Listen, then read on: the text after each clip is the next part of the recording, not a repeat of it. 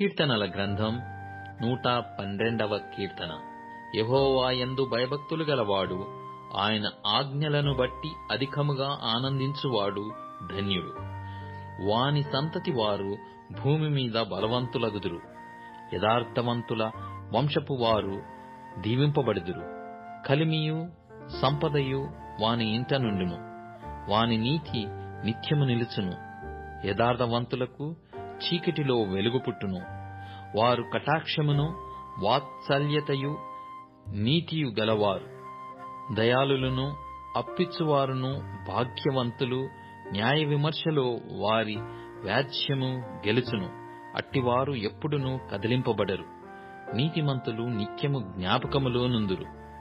వాని హృదయము యెహోవాను ఆశ్రయించి స్థిరముగా నుండును. వాడు దుర్వార్తకు జడియడు.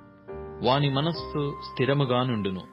తన శత్రువుల విషయమైన తన కోరిక నెరవేరు వరకు వాడు భయపడడు. వాడు దాతృత్వము కలిగి బీదలకిచ్చును. వాని నీతి నిత్యము నిలుచును. వాని కొమ్ము ఘనత నొంది హెచ్చింపబడును. భక్తిహీనులు దాని చూచి చింతపడుదురు. వారు పండ్లు కొరుకుచు క్షీణించిపోవుదురు. భక్తిహీనుల ఆశ భంగమైపోవును.